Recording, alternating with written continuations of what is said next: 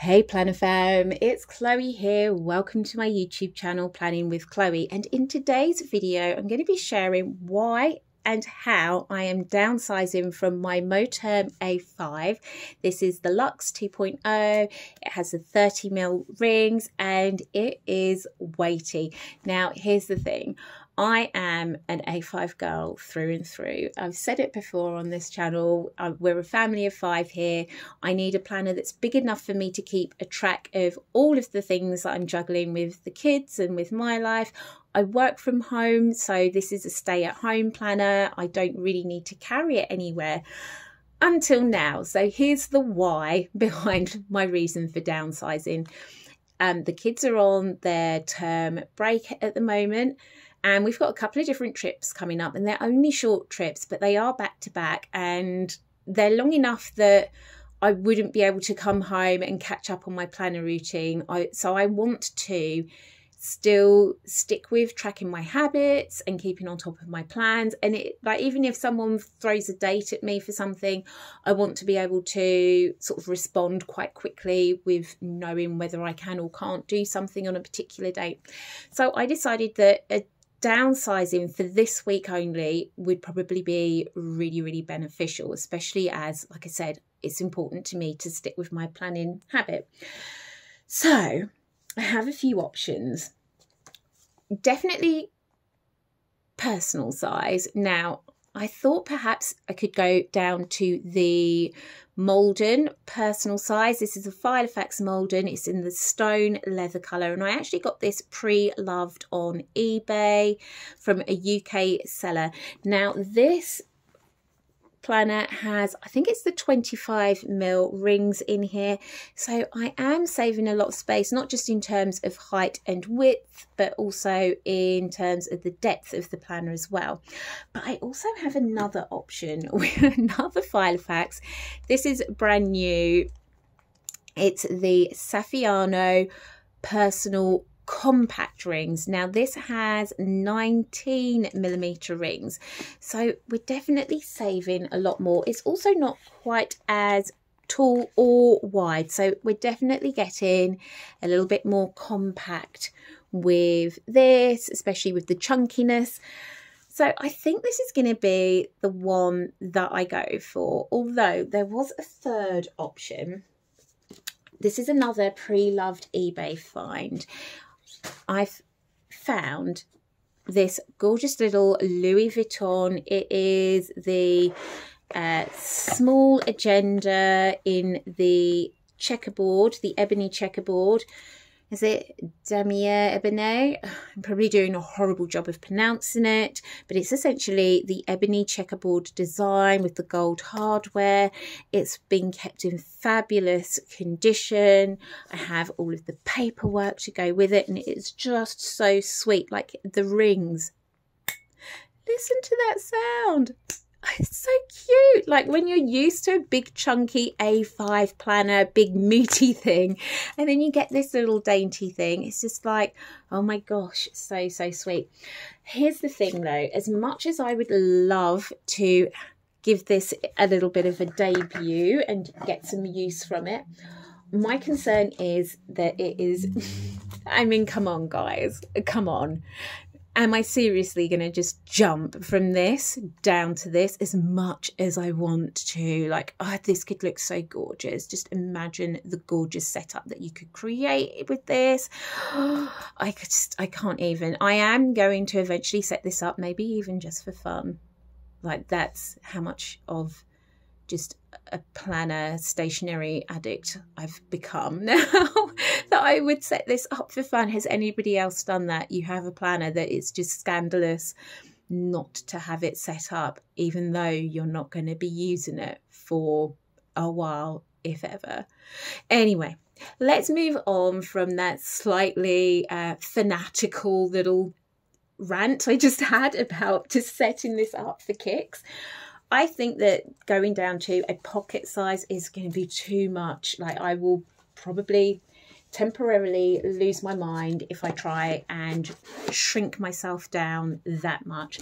So I've decided that the logical option for having something that's going to be space saving in my overnight bag, that's still going to allow me to keep on track with my planning stuff and all of the things, I think it's got to be the Personal Compact. It just makes so much sense.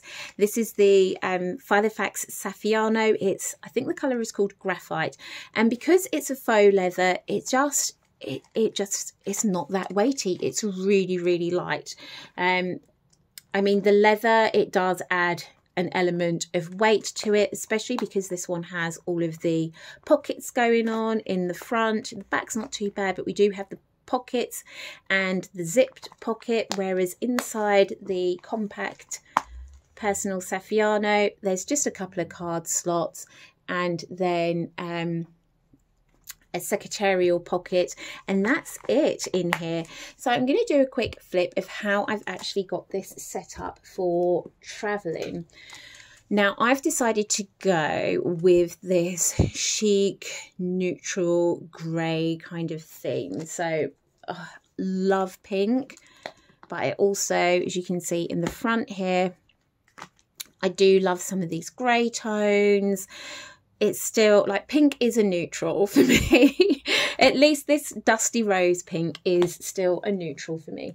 So going to the grey, it's not too much of a jump. It's still very neutral and chic, but I've decided to go with this kind of grey, brown, greyish, beige kind of theme in here. I'm going to do a quick run through of how I've got it set up. It is really, really streamlined. There is not a lot in here because I don't need the whole shebang of everything, but we'll go through this very quickly. So the pen I've decided to use in here, in my Moterm, I have a uni pin. I have the uni pin dark grey in the 0.1, so I didn't want to move away from that too much, so I decided to go with the uni pin still a 0.1, and this is in Sepia, and the nib on these is so fine. Look at that, perfect for being able to write teeny tiny, and I just love how this sepia colour looks with the grey. It's just gorgeous, so chic. I've got the little card here that came with my Kolour Cafe order. Sorry, it was out of shop. I've got this gorgeous card from Kolour Cafe. It has this really pretty spot UV varnish on it that's in a line art design. I think it's like little snowdrops. I'm not sure if the camera is catching that in the light. And then I just have a little decorative element with the paper clip. Inside the secretarial flap, I just have a few sticker sheets and a little freebie that came with my Sort Stuff Out order. So Kolour Cafe, I found, I think her name is Harleen. I found her shop on Etsy, and she just does really chic, minimalist style stickers and stationery bits and pieces. Like basically, if you're a planner addict, then you'll love her shop. And she's based in the UK, so everything that I'm sharing in here has come from UK based shops or from my own shop. So the paper clips are from my own shop. I've got two, one in this sort of bone beigey colour and then another one in the grey colour to match my planner. Up front I've got the Filofax flyleaf that came with this planner, and then I've got these little circle transparent sticky notes. They came from Plan by Stowe. Again, found her shop on Etsy, and she is a UK based shop as well. Then we've got the intentional dashboard, and this I've got just a few decorative elements up front. These came from my shop, so this is like a gorgeous stone picture, adding just a nice bit of textural, architectural detail in there. We open it up and there's just this kind of editorial vibe with the definition of being intentional. And then I have this one is thick vellum, and I just have it layered over this. It's almost like a linen cloth. Just to create this, I just like how I felt like the colour of this was maybe a bit too cool. it kind of clashed with the grey of the planner, but when I layered this over the top, it just muted it down a little bit and just brought it into more of a cohesive colour palette with the rest of the vibe that I've got going on in my planner at the moment. So I'm just using that paper clip to hold it all together. So and then we just got a literary quote on the back here. I have just done a really bad job of pronouncing that word. Literary. What? Oh my goodness, I can't speak today. I apologize. And then we come straight into the functional side of things. So I do have my monthly inserts in here. It's a month on 2 pages. And it may seem a little redundant that I've got January, February, March, April in here and none of it's filled out, but I just wanted it in there for completeness. I didn't like the idea of just boom starting from May, but I have filled out May and June extensively, and then I've just got the outlines of things that I need to just have pre-planned in here for the rest of this year, just in case for whatever reason I get a call and someone needs to book something in, then at least I can do a little bit of penciling in of certain things. Then we come into my weeklies. Now this is a new design. Oh, sorry, I didn't say that these inserts are from my own shop. I haven't got them listed at the time of recording this, but I am working on it. So the link will be in the description, and I will link to all of the shops in the description as well of where I got all of these various bits and pieces. So the weekly is a week on 2 pages, and here I've already gone to town with using this sepia colour. I just love how it looks. I've also used, I should probably mention, I've also used a Tombow brush pen for highlighting different bits and bobs, and this is in the colour 942. On Amazon it had it written down as tan on my invoice, but on the page when I went through it said cappuccino. So I don't know, but we can safely say that the number is the number is the number if you look in for this colour. And it's just this gorgeous tan, I'm going to call it tan. It could be cappuccino, but it just works perfectly with the colour scheme that I've got going on in my planner at the moment. I've used these drop stickers from Kolour Cafe. Those were these ones that I had up front in the rose beige. And I've also got the page flags in latte, just in case I need to highlight anything on my monthlies or on my weeklies.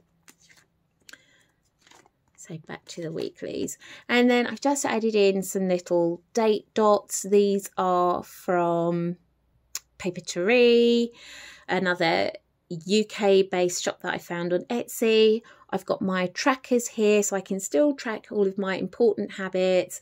I've got my water tracker, which I do a line chart here, space for my daily gratitude, an area for notes. I've also got a little bit of a menu plan going on up here, because even though we've got a couple of trips away, there are still going to be some evenings where I need to cook.